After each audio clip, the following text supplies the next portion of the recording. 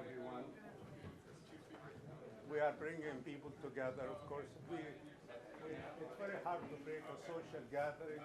People love to talk like that, but now we just bring it down to the nitty-gritty of the program, and we'll be talking about the political situation now in the Middle East, and basically the phased implementation of the Arab peace. He wants you to use the microphone. Oh, I'm sorry. Okay. I thought you can hear me. For the camera. Okay, thanks. My name is Mohammed Aman. I'm the editor-in-chief of the Digest of Middle East Studies, and I would like to welcome you to this panel. We have Ambassador Morris and Ambassador Hambley. Both of them will be talking about the Arab Peace Initiative and the implementation of its different phases. It's very hard to imagine that we are talking about the Arab Peace Initiative when the Arabs themselves are in turmoil. So we are hoping that we'll set the record straight in this discussion, and maybe we can move forward with what's going on with the implementation of the Arab Peace Initiative. I'll start first with Ambassador Morris. Thank you.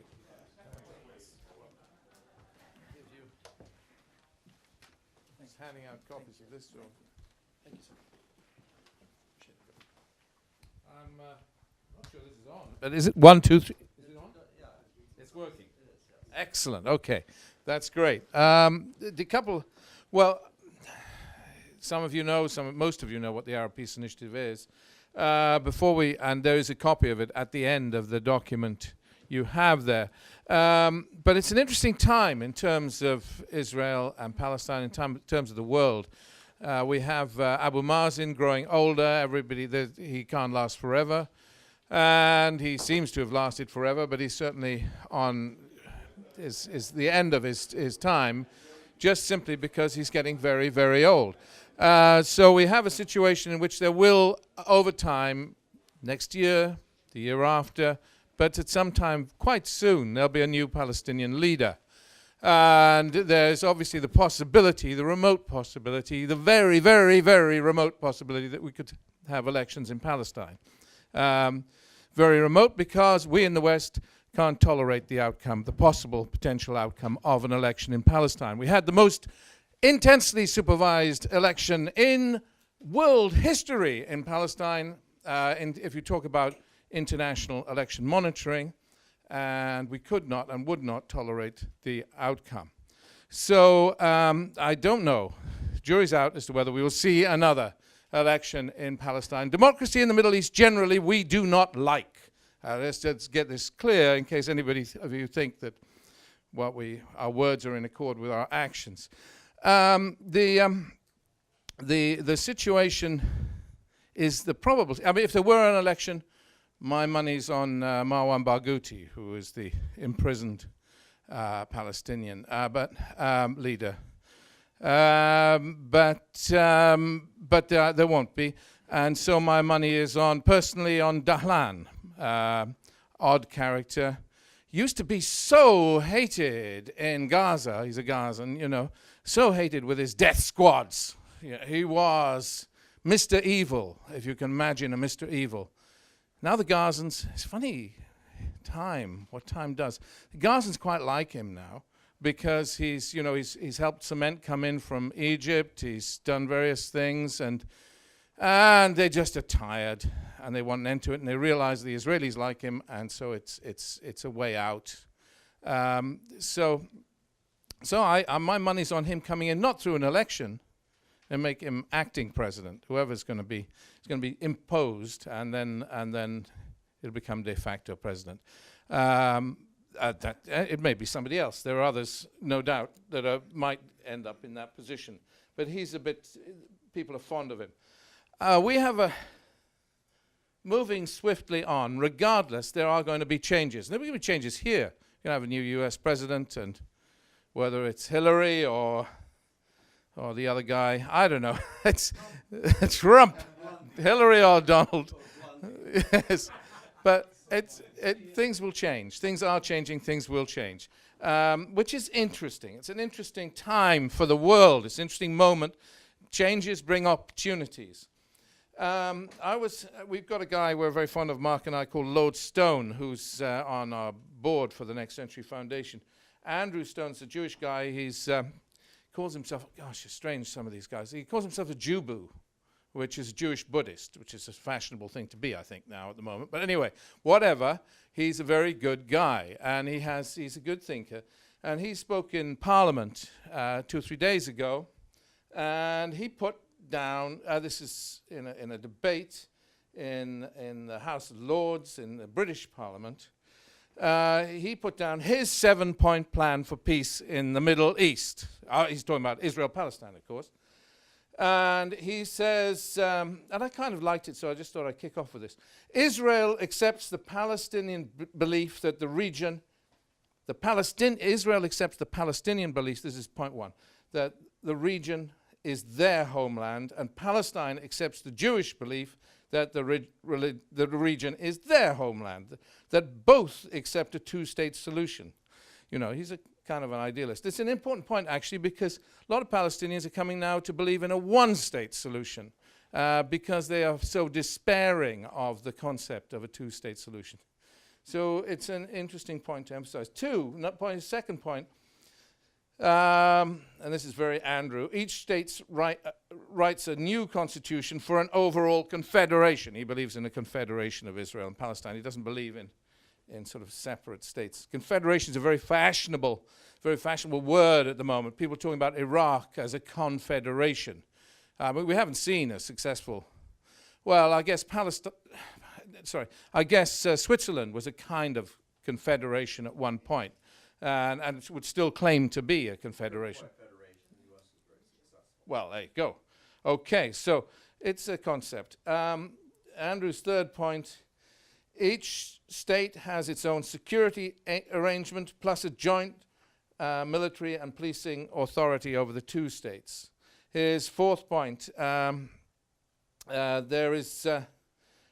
says there's already a team in place called Breaking the Impasse, working on post-peace investment in Palestine and Israel, and he's very keen on that. That's his fourth point. His fifth point, the religious leaders should work on a compassionate formula for the holy sites. So as I say, he was talking in Parliament. And then his sixth point was that there should be the phased introduction of the 2002 Arab Peace Initiative. And that's what I want. And his final point was that the media should act responsibly and talk up peace and not talk up war. There's a fat chance of that. But I liked his approach. He's an idealist. The Arab plan, the Arab Peace Initiative, is, as you know, is a kind of initiative whereby we have peace. It's the concept that somehow we're going to have a peace that will deal with the three tracks, the Israeli-Palestinian track, the Israeli-Syrian track, and the Israeli-Lebanese track, all at one fell swoop. And the 22 Arab states, Arab nations, will sign up for peace with Israel, full recognition, and voomf, and war is over, and the world is beautiful. And it's basically the concept of the 67 borders are all that Israel has to go for, essentially. And you have, as I say, a copy of the Arab Peace Initiative. It was written or finalized in March 2002 at the Arab Summit in Morocco. In Beirut, the Beirut Summit. Not Morocco. Forgive me. There's to be another Arab Summit in Morocco in April of this year. So that'll be 14 years. The Israelis viewed this as a kind of distraction from the 9/11, 2001 terror attacks, the idea that the Arab world were doing this. But it was kind of neat. It was a huge step forward. If you go back to the 67 Arab Summit in Khartoum, they had the 3 no's: no recognition of Israel, no reconciliation, no normalization. So it was a big step forward. It was and there have been step forwards before. The Palestine National Council in 1988 said that we recognize an Arab state on the 67 borders. That was in itself a step forward. The 2002 Beirut Agreement had, I mean, there was more to it even than is written there. I mean, in the preamble of the announcement for it, there was a Quranic verse used, and they say, if they lean towards peace, you should lean towards peace, was the Quranic verse that was quoted. There's a very interesting study, little report by a guy called Walid Salem of the Center for Democracy in Jerusalem that analyzes this very well. But you are a star. We're bringing up a whiteboard, I think. So that'll be useful. But basically, the Israelis have tended not to be too happy with the Arab Peace Initiative. There has not been a real acceptance of the Arab Peace Initiative. There's been a maximalist approach in Israel on Jerusalem, on Jordan, on Jerusalem, on the Golan, and on refugees. The 2015 Cairo summit concentrated, the whole emphasis was on the elevation of Palestine to the United Nations, and that's been the new sort of drive for the Palestinians. Indeed, but the Arab Peace Initiative was in there at the edges, and they set up a little committee. Egypt, Jordan, and Morocco were supposed to seek some sort of UN Security Council resolution on the Arab Peace Initiative, and on recognition of Palestine as a state. So it's still there. Then came also in 2015 a French proposal that there should be a peace conference involving the quartet and everybody else on the whole concept of the Arab Peace Initiative and peace between Israel and Palestine. This was rejected by Netanyahu. Now we're going to see, unless somebody here has got information that I haven't because I'm not up to speed sometimes, but as I understand it, in April we will have the Morocco summit and the Arab summit in Morocco. And again, the issue, the focus is likely to be the elevation of Palestine to the United Nations. That and making the occupation costly, which is what the Arab world is focusing on, I think, now.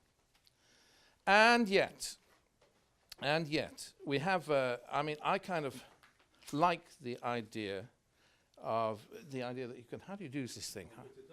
I can get down on the floor, but you won't see it. I'll put it on the table.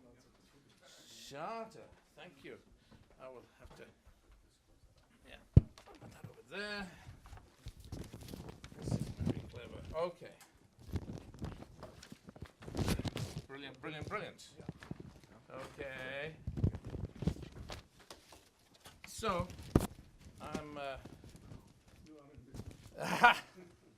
I kind of like the idea of we can have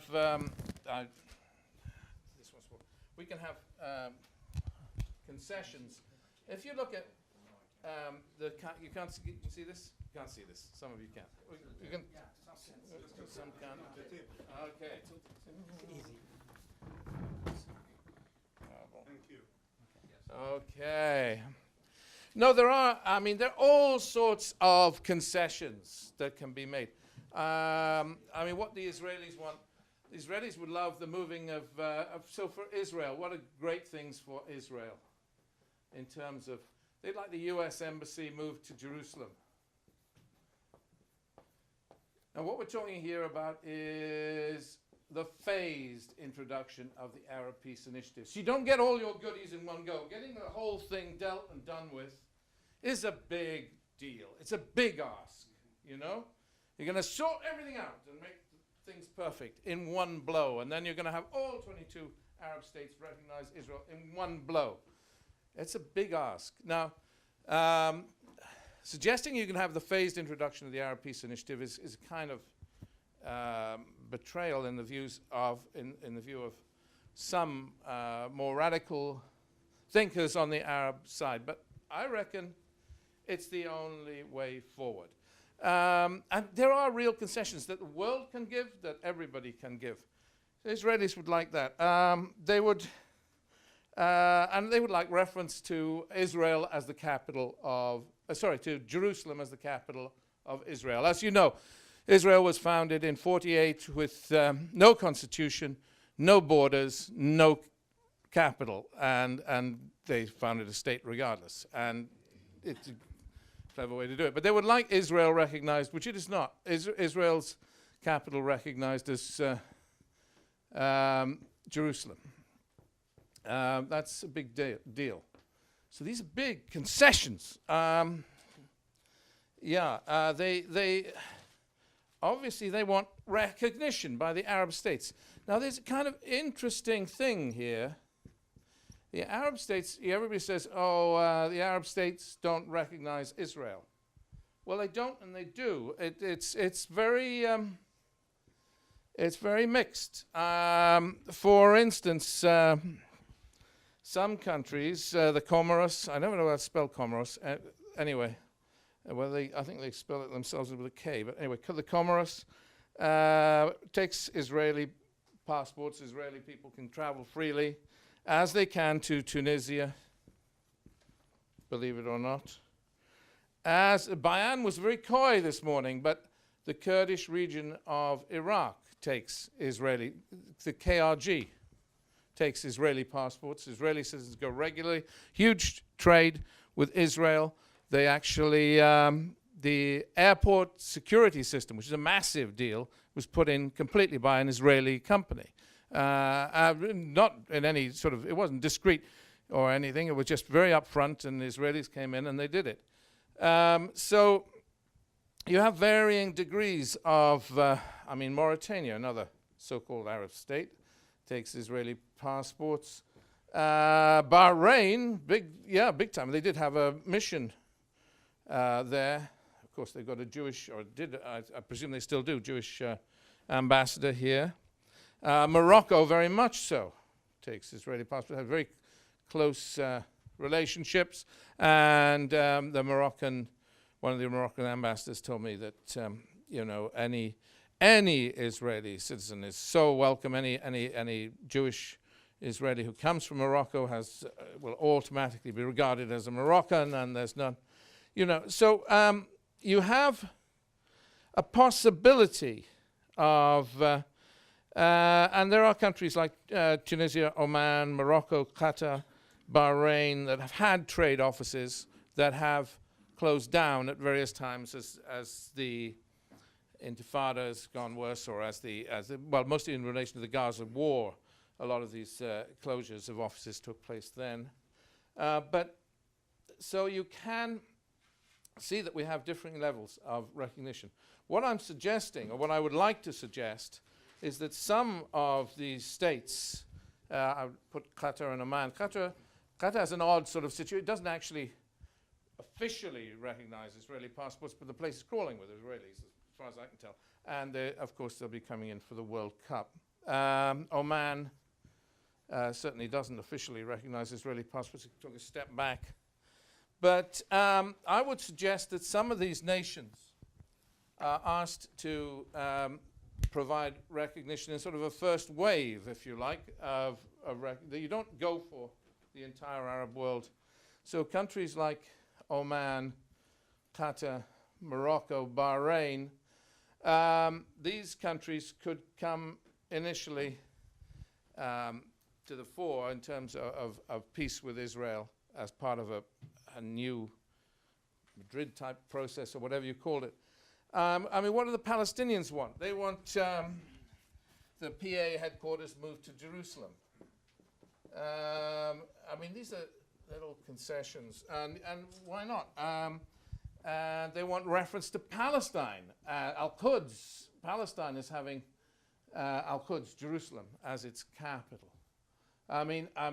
They want recognition of that by the Israelis.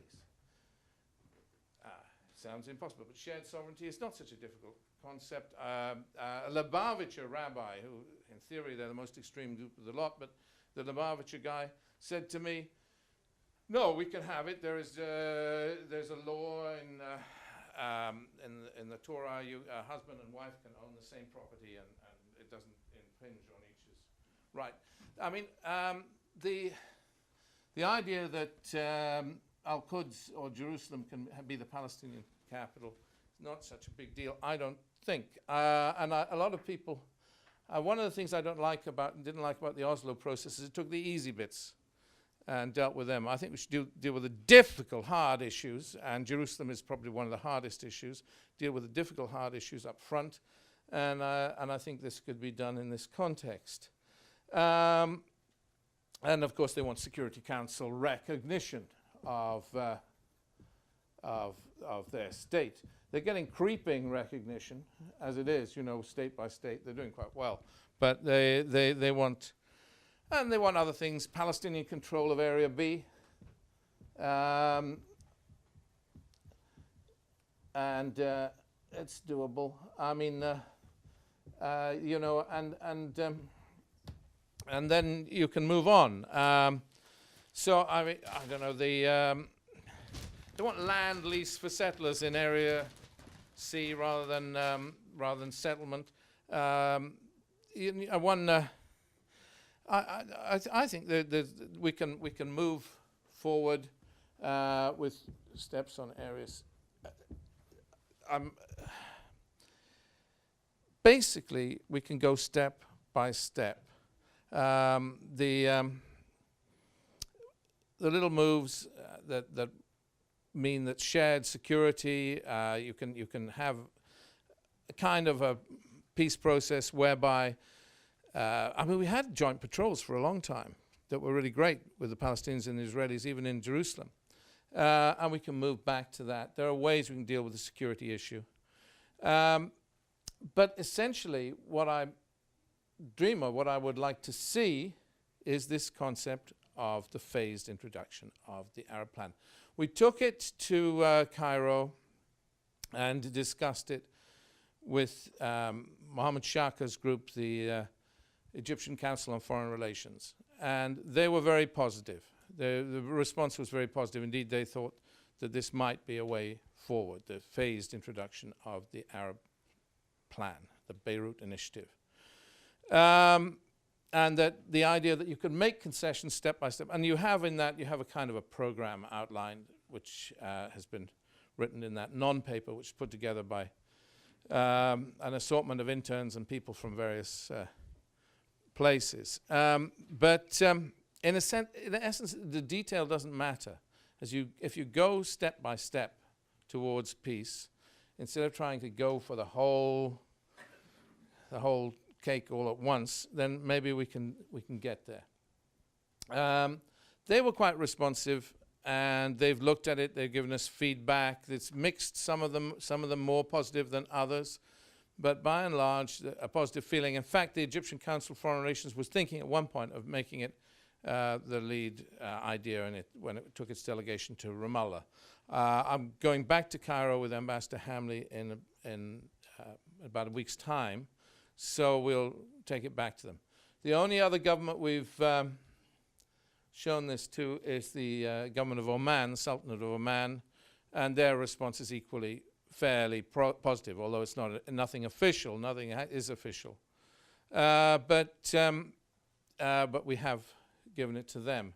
So and now there's to be an article, inshallah, in the Israel-Palestine Journal about now, and I'm talking to you about it now. So this is kind of new. Yes. So, well, maybe we've got the gist of the thing. Maybe we stop and have a little discussion, but I really feel that this is something good on the scene, and let's go with it. Is what I feel. Ambassador. Yes. Couple of words. Hambley. Thank you very much. No, there's no doubt that in a world which sees a lot of tumult, a lot of chaos in the Middle East, that if there's a peace process ongoing between the Israelis and the Palestinians, it's a somewhat better place. Anytime there is nothing going on officially, you have all sorts of incidents which may develop into a major serious conflict. And at the moment, there's very great concern that the third Intifada may indeed have already begun with these isolated but very common incidents of young people going out and stabbing Israelis. The Israelis coming back with very strong reactions to this. I mean, almost every day, certainly every week, the Israelis invoke this provision of security they have with the Palestinian Authority.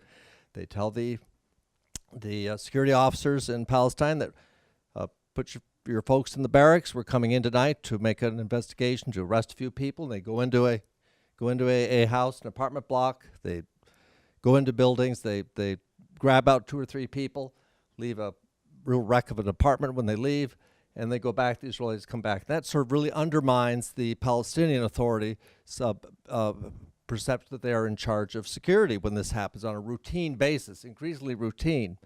One of the problems, of course, now is you have to have people that are willing to talk about peace. John Kerry learned, unfortunately, that the area was not ready for peace. He made a priority. I didn't think it was a very good priority to start out with when he became Secretary of State, but he knew that the Palestinian-Israeli issue is key to a secure Middle East. Despite what was going on in other places in Syria and in Egypt at the time, he decided they should put some effort trying to bring together another chance for the peace process. But it was very poorly advanced. Every time he'd leave Jerusalem, after promises of this, we'll discuss things, a new settlement would be opened. The Israelis went out of their way to seem to insult John Kerry and President Obama during this time. And Prime Minister Netanyahu does have a very poor relationship, unfortunately, as a result, with this administration, very understandably. So that effort collapsed. You've had elections now again in Israel. The Israelis tried to eliminate the Arab representation in the Knesset by raising the level of participation, the threshold for Arab parties, because all of them were under 5%. And of course, the Arabs outsmarted them and formed a joint list and came in. I think now they have quite a good number, 13, I think, members in the Knesset, which is a very good number. But now there's a move to take some of these very strong, articulate people and find ways to expel them from the Knesset under security provisions. So these are not good confidence-building measures which are going on. And in Israel, many of the cabinet officers they also want to see a one-state solution. That one-state solution is not something which would lead to any kind of peace at all.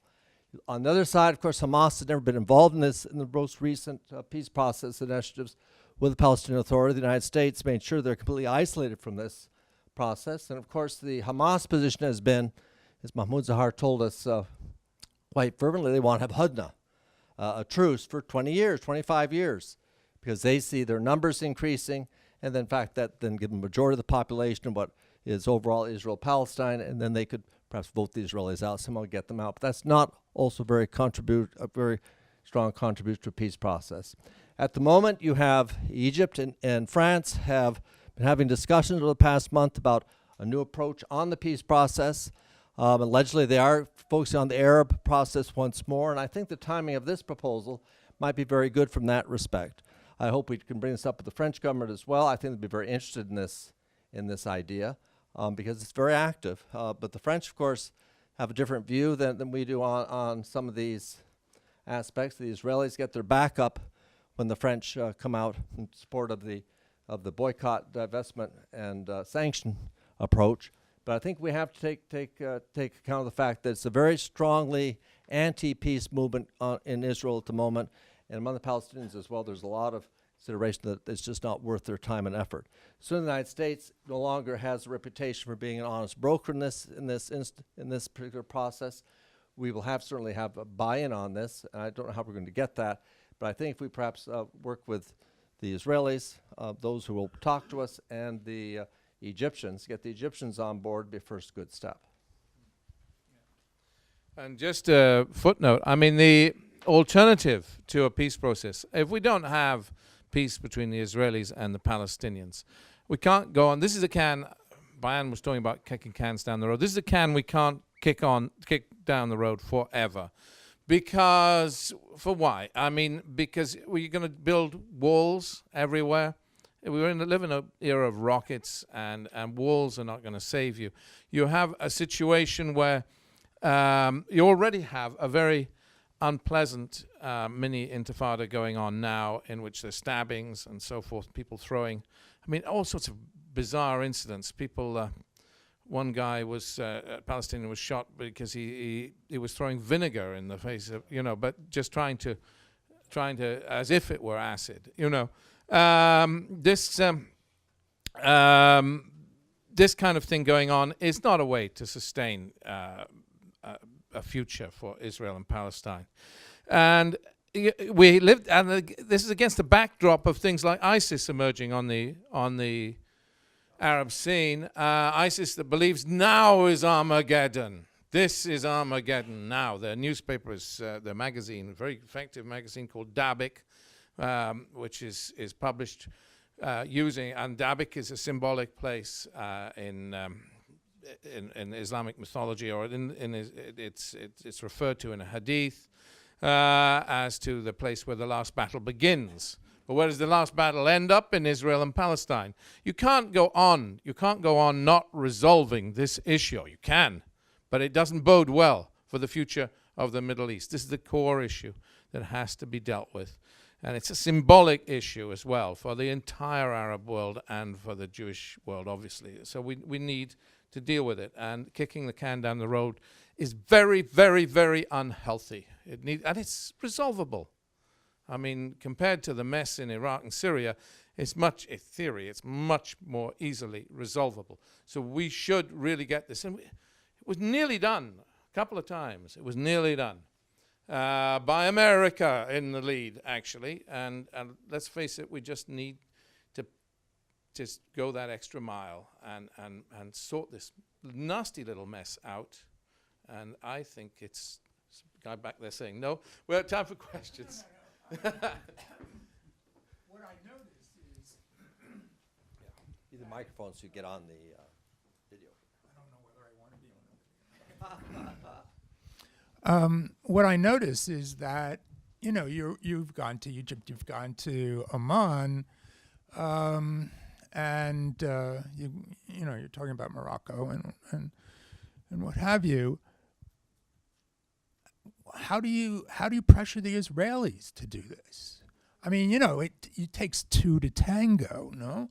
And how the hell do you get the Israeli government to go step by step? Because they've, as far as I can tell, their attitude is we don't have to go anywhere. We've got what we want. We can take what we want. We can hold what we want. And until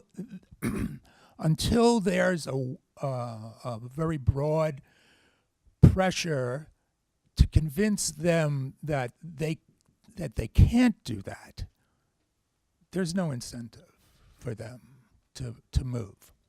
That's why BDS is actually a very positive kind of thing. Well, I don't know. I mean, thank you, Mark. I personally, I think that we have an obligation. First of all, we have an obligation to hope. All people of principle have an obligation to hope. Otherwise, we're actually being a negative force in this world today. And okay, pragmatism is okay up to a point, but you have to really set a bar somewhere and say this is what we're aiming for. And okay, it may not work. You're quite right. You're dead right. The bar is fine. I'm asking you in a practical how you're going to get the other side to Sure. Okay, but it is interesting. I mean, it was interesting hearing that last session. Most of you were in there. He was saying that 40% or 48% of Israelis don't believe that there will be a peace. But I've seen surveys of Israelis done by this, I forget what it's called, anyway, Israel Peace or something Center, and they do these surveys, and they put them out every month. And one thing that consistently comes through is that the majority, and a considerable majority of Israelis on the right and on the left, want peace. They may not believe in it, but they want it. It is there, or they claim to want it. I see you shaking your head. And so, but all I'm saying is, how do we get them on board? There are things we can do, I believe. And the main thing is to have a process that's active, and to sort of push things in the right direction. There are things everybody can do. We can all do things. We could take I talked about taking a delegation of Arabs to Israel from Arab states, and we've been discussing that with our own Israeli members.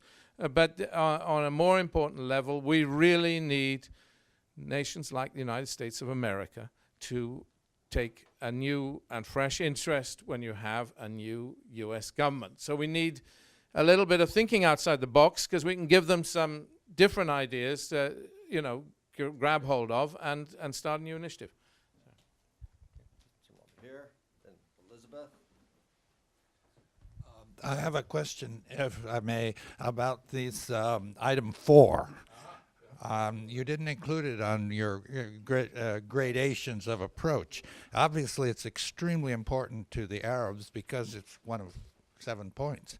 Doesn't mean anything to me, and I'm wondering who's after what here on item 4. Assures the rejection of all forms of Palestinian patriation which conflict with the special circumstances of the Arab host countries. What? Yeah, I mean, I need my Mark. Show me item 4 here. Okay, phase 4.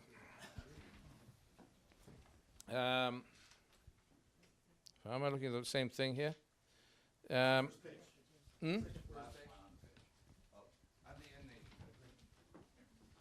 am I? Okay. You're looking at I beg your pardon, you're looking at not our proposal, but the Arab Peace Initiative itself. Which I'm talking about. Yeah. Okay. This is pretty convoluted. Assures the rejection of all forms of Palestinian patriation which conflict with the special circumstances of the Arab host countries. This is really in there, as I read it, and Ambassador Hambley, who's a diplomat, will understand this better, so I'm just going to, but I'm going to give you my take on it. This is in there to please Lebanon. Lebanon has a huge problem with Palestinian refugees, and they're treated very badly, as you know, in Lebanon. They're treated as second-class citizens. They aren't allowed to work as teachers, or there are a whole range of professions that are denied to them, and this is slapped in to please Lebanon, so that the special circumstance of the Arab host countries, this particularly relates to Lebanon, which is in a mess, and it's in a bigger mess now with the Syrian refugees as well, and it cannot cope, and it wants a let out that in case the peacemakers say. Let me just ask you, what does it mean, since it's obviously extremely important to the Arabs? It's extreme. They put it in. You didn't implement it in your proposal, which would have been easy. I say I agree.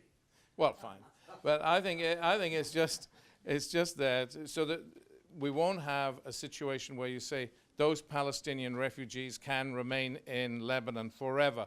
The Lebanese have insisted on this because they want them either to go off to Canada or go home to Palestine. If you want to put it bluntly, that's what they want to see. They're not too keen on Palestinian refugees in those large numbers staying in Lebanon forever. And that's my take on the footnote. But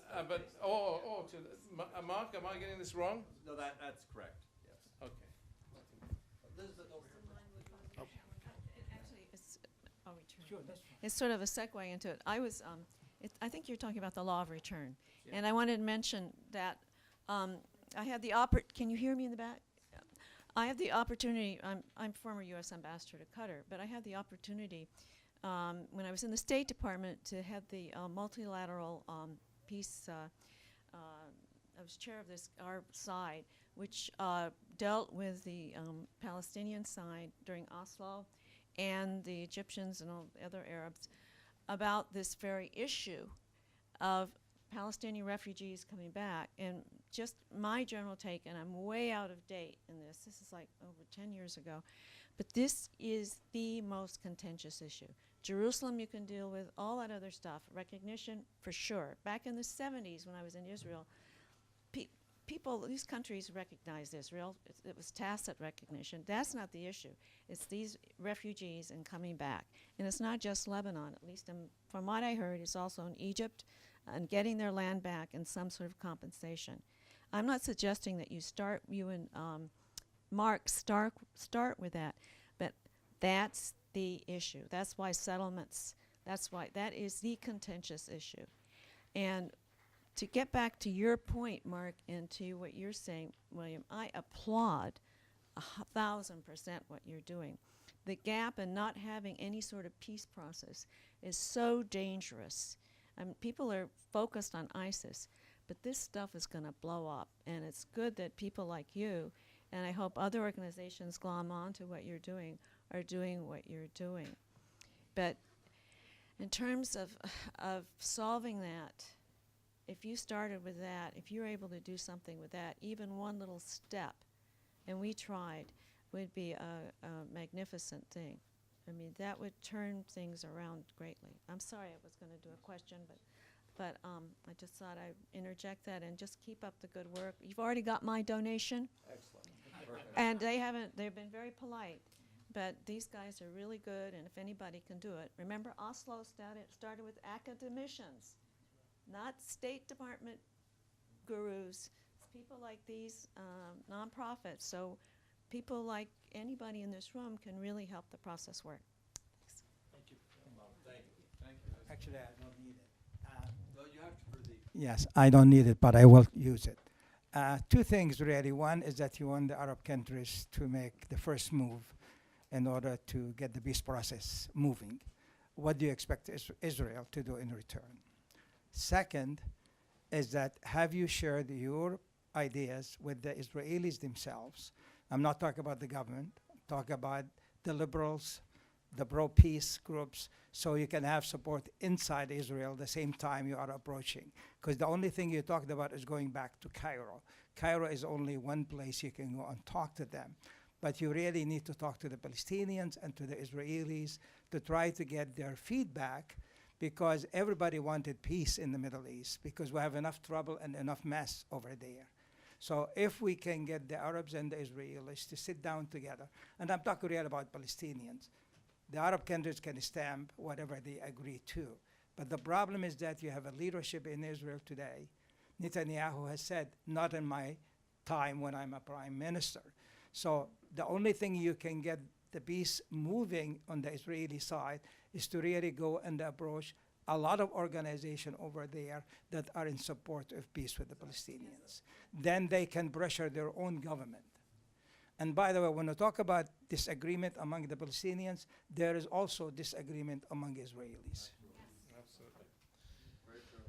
Well, addressing actually both those, first of all, Liz's point about refugees, you're right. I really think that we should be looking at the refugee issue, and it should be right up there. It should be one of the first. The refugees and Jerusalem are the first two issues that need sorting. And they're always seen as the most difficult issues. I don't see it that way. They may be not the solution may not be attractive to everybody, but I think they are very resolvable. There was a thing called the Geneva Initiative that was signed, Geneva Accords, it was signed up to, and it had a very simple formula, not very attractive formula, perhaps in terms of Palestinian aspirations, but the formula was Palestinians could go to the new Palestinian state, Israelis could go to the new as is de facto now. Jewish people can go to Israel.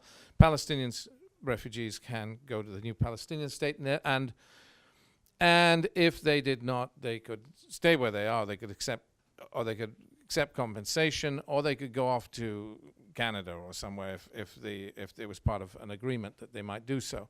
It's not an attractive solution, but it's a solution.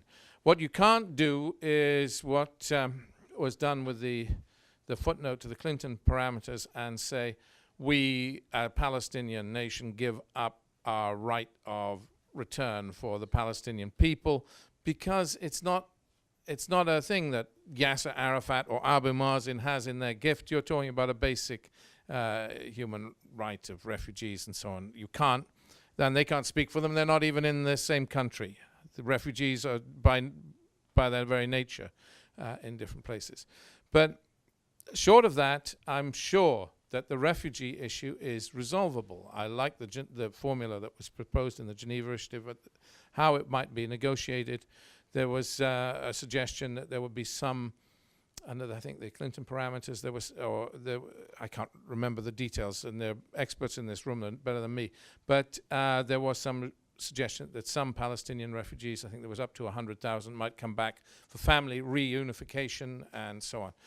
Okay, if that's the case, I just think that the very vulnerable, the very young, and the very old should be given preferential treatment. But whatever, I still think that it's resolvable to a degree that you could have a peace process dealt with. As regards to Israel first, yes, you're right, and I always feel, you talk about all these peace processes. You talk about, for instance, the South African process. And we all celebrate, quite rightly, Nelson Mandela and what he did. But Nelson Mandela was nothing without de Klerk. It took a South African de Klerk to make the difference. Well, they did. But we haven't got an Israeli de Klerk in Bibi Netanyahu. Yes. Well, but nonetheless, we need to create the circumstances for peace. We need to put the pressure on, and we can put the pressure on. And this rather sick situation of these little assassinations are also a form of pressure on Israel. It's a reminder. God knows I don't believe in violence in this way, but anyway, it is. It's just a reminder that this is a thing that has to be dealt with, and it will be, God willing, I hope. Yeah. Well, yeah. Reciprocity is vital. Yeah, sorry. Just on this point of the Geneva Accords, I'm not exactly sure, but I think there was some provision in there that there would be some recognition, or at least a commission which would come to a recognition that would be part of the final thing about the historical origins of the refugee problem, in terms of the Israelis taking some responsibility for it, in terms of the Nakba, et cetera, and I think that that's really an important part, because obviously there's a lot of symbolism involved here, and I mean, you mentioned Mandela. It's a kind of way of having a kind of truth and reconciliation process. It's not the same thing as material return, but it does have a certain kind of symbolic value, and it's something that's doable, perhaps. Maybe the Israelis are not ready for that yet, but maybe at some point they can be. I mean, Israel isn't responsible for Nakba. Britain is, actually. If you want to be strictly historically accurate. And curiously enough, next year is the 75th of the Balfour Declaration. 75th, 75 years. Whatever. I mean, there's a Balfour initiative in the UK. Some people wonder, but it's winding up the Israeli the Jewish establishment in the UK are getting quite wound up about it. But I don't think it's that relevant, really. But anyway, there is a Balfour initiative to suggest that Britain should say sorry to the Palestinians. It's a little historical sideline that is not quite relevant, but of course, people can look at the historical situation and the causes and so on, and perhaps should. But we need to there's too much history. We need to move on from where we're at. This is the terrible thing. I'll pass this to you, but the terrible thing about justice, this word justice, the word justice. Some Arabs said to me, bless their heart, quite right, I understand. We have to have peace with justice. Well, peace with justice is fine if you mean peace with fair play. But how can we ever have justice? I mean, justice, if it means retribution, is not the answer. Sorry. First to you, you've been waiting for about 3 No, I'm just helping out. He's going to convey Well, I apologize for my nerdiness, but it's actually next year is going to be 100 years on the Balfour Declaration. It's 1917, and I apologize for just jumping in. It's what I do day in and day out. But in essence, this is interesting, right? To put it in very simplistic terms. But at the same time, I respect your opinion in the sense, what is going to force the Israelis to do it? Because they themselves do not recognize their 1967 borders, right? There's continuous maximization of land. There's continuous maximization of area. They do not have a border. So strictly in political science, theoretical terms, it is not a defined state, correct? Because it does not have defined borders. Additionally, they do not have a constitution. They have a collection of basic laws that, you know, the United States should be a little more aware of and enforcing it. But as you mentioned that the United States is pretty clearly right now not an honest broker, although we would like to continue working with it. I was yesterday at an event with Ilan Goldenberg, who worked in the Obama White House and in the Kerry State Department, and he was on the negotiation team. He was chief of staff, and he said, you know, and I asked, why wouldn't the Americans, you know, either step it up on this situation or move aside to let the French or the European initiative? And his frank answer was refreshing, but also depressing in a way, because he said, at the end of the day, you guys are going to come back to us, regardless of whether it's Palestinians or Israelis. And it's true to a certain extent, right? But currently, the Palestinian-Israeli issue is so low on the American priority agenda that I would see how much struggle you guys would go through. Let's say that all the Arab states do recognize and go through the Arab Peace Initiative. What's going to incentivize the United States before Israel? What's going to incentivize the United States to put pressure on Israel to accept those parameters and abide by them, since they are such great allies? But then I would also pose another question regarding you say Jerusalem is a solvable problem. Sure, to a certain extent, yes, we want East Jerusalem. They can have West Jerusalem. It's been said before. But the other unsolvable problem, or that currently seems to be and is propagated as such, is Gaza. I'm from Gaza. I came out in 2011. In August, I went to college. I haven't been back since 2011 for fear of losing scholarship or not being able to get out or not having an opportunity, that Hamas and this and that. My family still lives in Gaza. They've been through 2 extra wars without me. You know, statistically speaking, there's going to be another war every 2 years. So hopefully, I mean, God hopes this summer there's no war, you know. But there's been some talks. I mean, Moshe Alon has been saying that there is a big possibility of us going into Gaza yet again.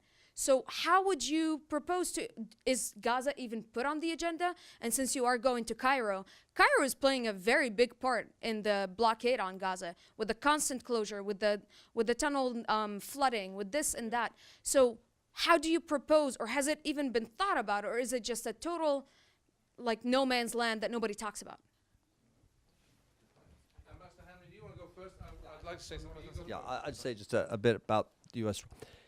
I think your American interlocutor is quite true. I think in the end, the U.S. will have to be involved because the relationship with Israel is despite its difficulties, is a very fundamental, saw the Congress pop up and Popinjays, is a very strong, abiding relationship. But again, this is something which the U.S., we did not support it initially. We've not seen anything bad against it. And I think once it, you use your options as they come up. If this comes out and starts to gain support, I think we'll give it a serious look. This administration, I think, is now in its twilight months. I don't think we're going to get anything from now. We'll have to wait and see who's elected in next November. And that may indeed give us another opportunity to look at that again. Yeah, and I'll just come in on the Gaza issue, if I may, because you're a Gazan. I mean, we try to go. We haven't been for a couple of years. We try to go to Gaza very regularly. And my youngest boy needed to study Arabic. I sent him to Gaza. He speaks like some Palestinian Bedou, Mahabtain, and all this sort of thing. But, I swear, because he went, I don't know whether you know, but they have the Gaza Journalists Association with Gaza Adel Zanoun and so on. And we slapped him in there, and because we have a lot of good relationships with the journalists in Gaza. And we made them all promise not not to speak any English to him at all for the entire time he was there, and he didn't do too badly. And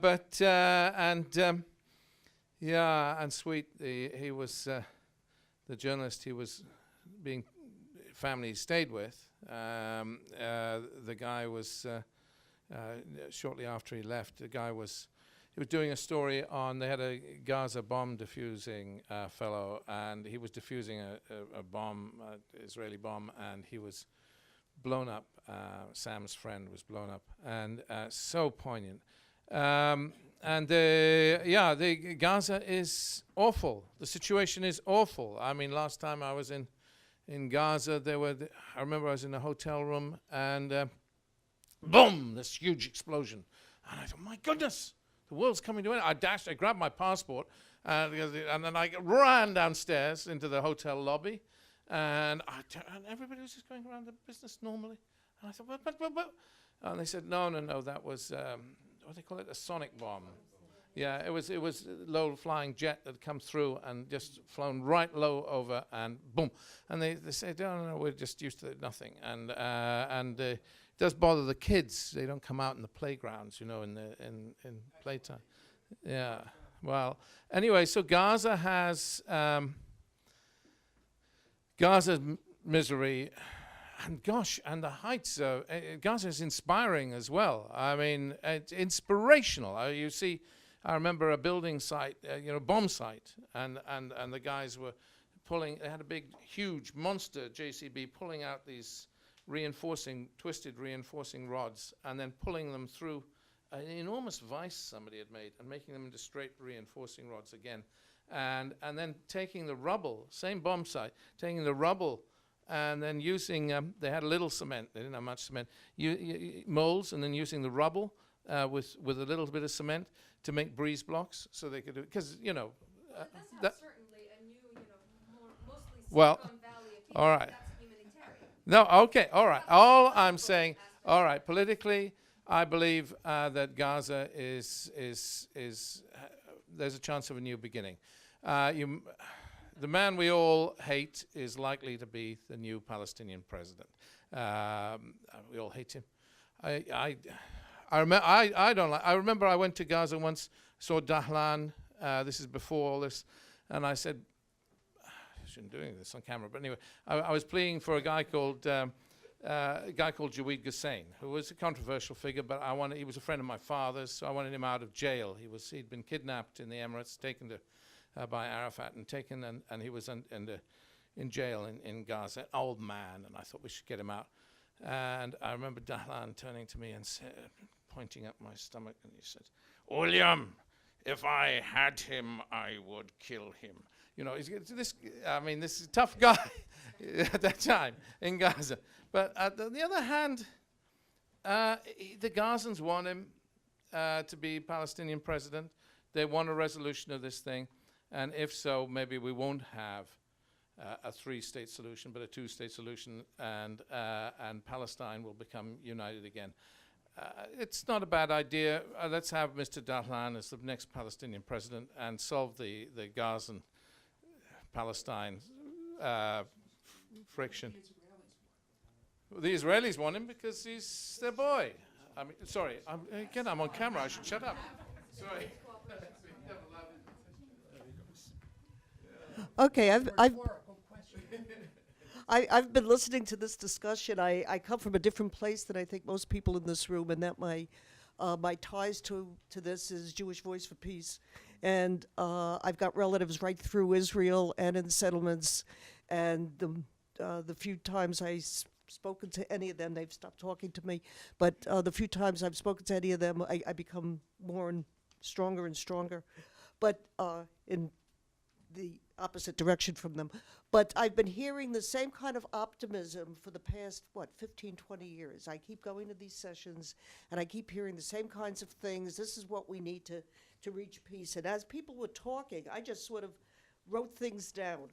Two-state solution. The only way I can see that a two-state solution is going to work with all the people in the wrong place right now is if there's dual citizenship. So nobody has to move. And if people do move, when you were talking about phased withdrawal or phase out, you know, come up with a net reduction of settlers over a 10-year period, a net reduction of 10% a year over a 10-year period or something. I think one of the problems the last time was that, you know, everybody was talking, everybody has to get out. Well, you're not going to do it. You're talking about negotiations. The only way we can survive is with negotiations. Well, the Israelis call the period of negotiations a period of calm. You know, they could go ahead and do anything they want. It's a way to procrastinate. The period after Oslo was a period of calm. And then suddenly those crazy Palestinians just started killing us. I mean, they came out of nowhere. I've heard the same thing about the Native Americans, by the way. You say they want peace, and you believe them. Sure, of course they want peace. I want peace with my husband.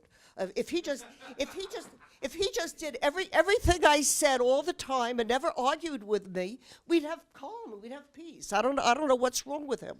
Yeah, I mean, it's exactly the same situation. I mean, you know, the Americans want peace with Iraq. Gee, if Iraq just gave us all of their oil, there'd be no problem. I mean, I don't know why they're fighting with us. I'm beginning to wonder about all of these attacks where Palestinians are knifing Israelis. I have no doubt it started that way. I have no doubt that there are African Americans in the United States that have pulled guns on cops and have been shot or driven into them and have been shot. I'm just wondering, is the definition of somebody who pulled a knife that we shot him? I've heard that definition of, terrorists. Well, you know, of course they were terrorists. We shot them. It's, you know, if it's not just half-assed backwards. Right of return. When my husband and I visited Poland, the area that my parents came from no longer exists. The Jewish area is gone. It's still immigrant area. We met a lot of other people there who were trying to find the areas where their parents had lived or where their grandparents had lived. They no longer exist. It doesn't mean that any of the Jews that we met, going back to find those areas, wanted to return. They just wanted the right to go back. I would be awfully upset if Poland said, no, the Jews cannot return. I am not upset by the fact that nobody is choosing to return. I mean, who the hell would want to go back to Poland? J Street, I mean, you talk about negotiations. Nobody brought up J Street. When I first heard about J Street, it was going to be the anti-APAC. And they were talking about a two-state solution, and we were hearing the same kind of thing about surveys. The Israelis and the Palestinians want a two-state solution. So I called J Street to find out what they meant by a two-state solution. Basically, we can get back to my husband and me doing whatever I want. If the Israelis can have whatever part of Palestine they want, basically, he didn't word it this way, but this is what he said. They have the areas around the settlements, they have the borders, they have whatever they want there, and all the rest of it can be the other state.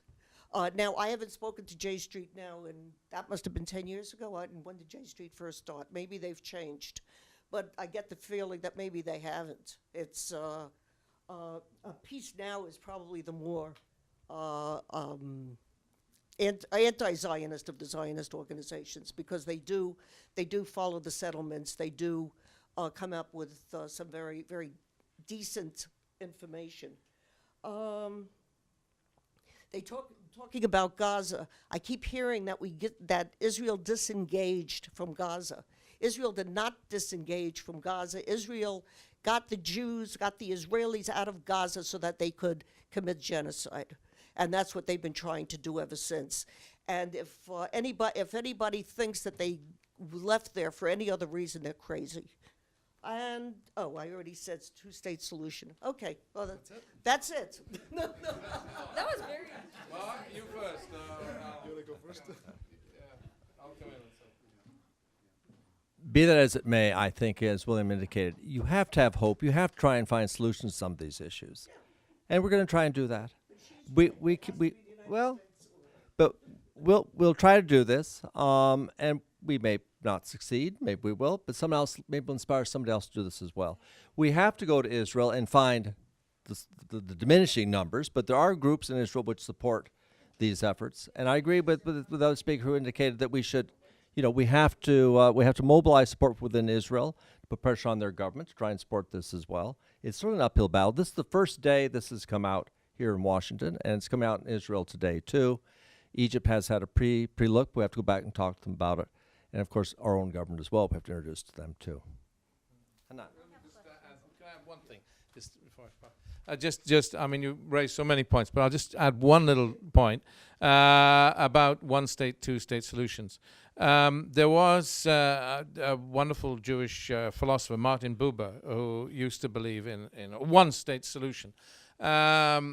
Personally, I like the Khalil Gibran approach, which is the whole world should be a world without borders, and we should all, a no-state solution. I would love that. But anyway, but the point is that, I mean, if you look at the alternative continuing forward with a one-state solution and these sort of Palestinian little Bantustans in Ramallah and so on,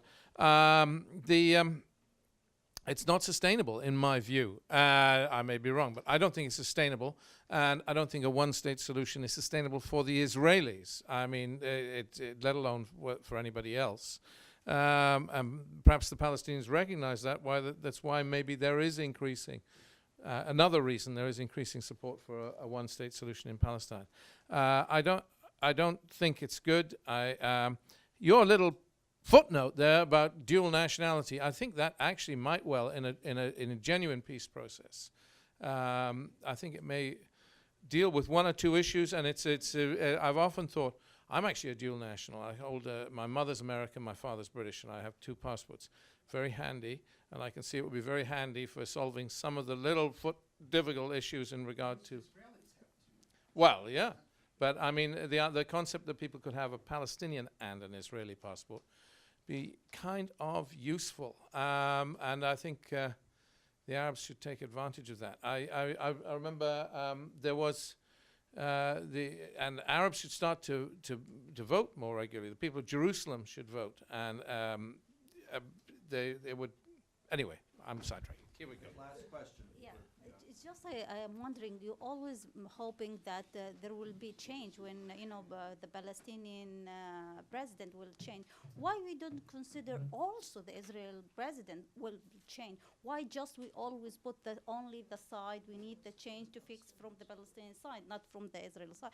If we supposed to be both, because both of them, it's not they are not the peace process is not working. So there is wrong in both sides, and most of it the Israel that because they didn't want to go through that process.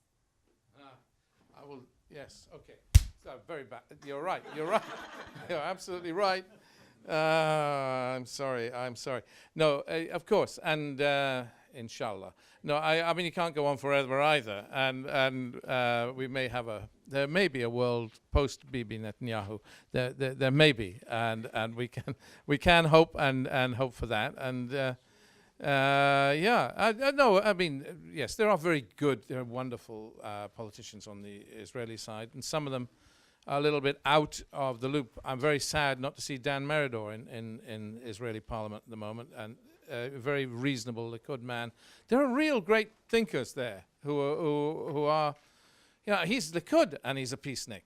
There are good people on all sides. We have to.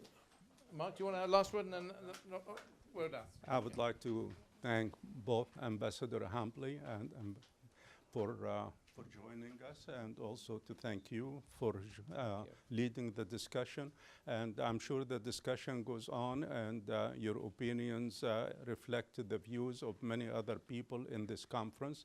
So keep it alive and keep raising the issues at the various panels. And the final analysis, let us hope that peace will prevail in the troubled part of the world. Thank you. Thank you.